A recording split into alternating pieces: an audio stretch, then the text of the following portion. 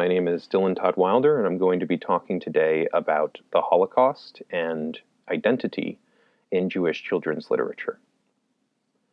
In recent years, there's been an unfortunate and dramatic escalation of anti-Semitic incidents in the U.S., including a historic high of anti-Semitic attacks on U.S. soil in the year 2017. And just during this past holiday season, in the New York, New Jersey area, a wave of violent attacks of domestic terrorism left over 10 Jewish people dead and numerous others hospitalized. This change in national tenor, in tandem with an increased visibility amongst Nazi and white power organizations, suggests it may be prudent to reevaluate featured library and educational materials about Jewish life, identity, and personhood while working to promote a better understanding of this minority group.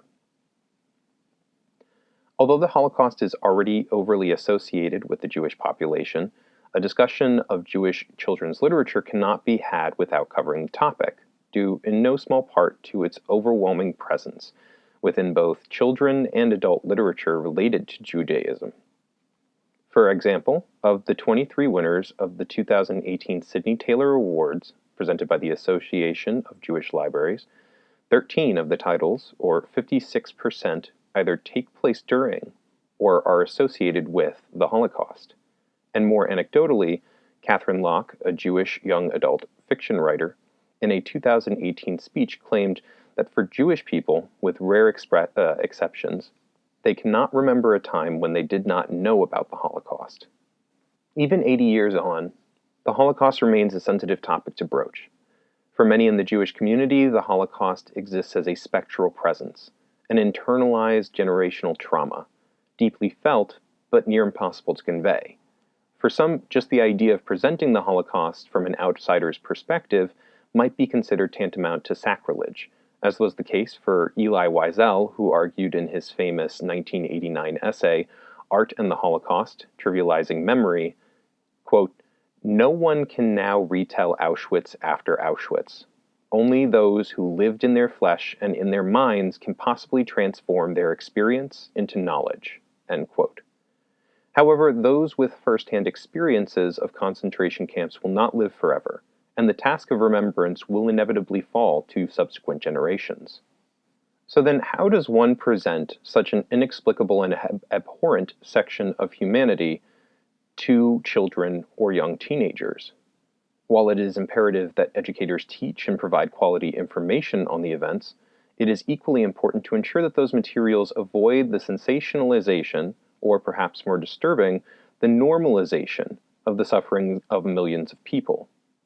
By overstocking shelves with Holocaust-related materials, educators and libraries run the risk of reducing thousands of years of culture, tradition, and history to a single anomalous moment, thereby defining the Jewish experience as one of suffering and subjugation in the minds of young readers. Or, to once again quote from Locke's speech, "When the Holocaust is the only story we tell to Jewish children after a certain age, we risk it becoming an all-consuming part of their identity." Remembering the Holocaust is necessary, but educators and librarians should be wary of re-traumatizing or stigmatizing Jewish students by focusing solely on those materials. The task, then, of putting forth new definitions of Jewish identity outside of the Holocaust falls to educators, writers, and publishers. However, defining Jewish identity and, quote, Jewishness is no easy task, as the global migration of Jewish communities during World War II created a new state of Jewish plurality. Surveying Jewish children's literature in the 1970s through a more traditional lens, Leonard Mendelsohn suggests that language may be part of the issue, that the conventions and terminology of the indigenous Jewish experience are not adaptable to the established English literary models, an argument echoed in Vandana Saxena's 2019 piece, where she makes the case that the Holocaust's unspeakable bleakness disrupts the patterns of growth and acculturation elemental to literature meant for children and young adults. In other words, narratives born from Jewish culture or communities may be a square pegged to the round hole that is traditional Anglo-centric storytelling construction. Writers and curators must also face the difficulty in representing the vast variety of Jewish communities and beliefs in their works or collections.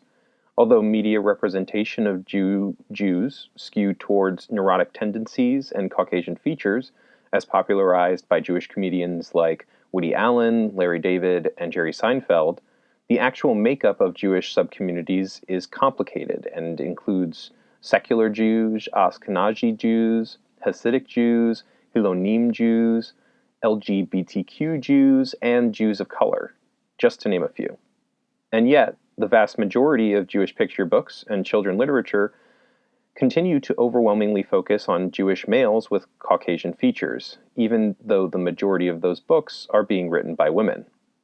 In their 2014 survey of 30 Sidney Taylor Award-winning titles, Sigelo and Fox found that males were represented 2.8 times as often in the titles and 2.9 times as often as central characters in Jewish children's books. The complex nature of Jewish identity across generations has meant criteria for evaluating these materials has also been in flux. However, during the mid-2000s, a set of criteria proposed in 2006's The Quest for Excellence in Jewish Children's Literature was formally adopted by the Association of Jewish Libraries for use when evaluating materials for award consideration, and has been the widely accepted standard ever since.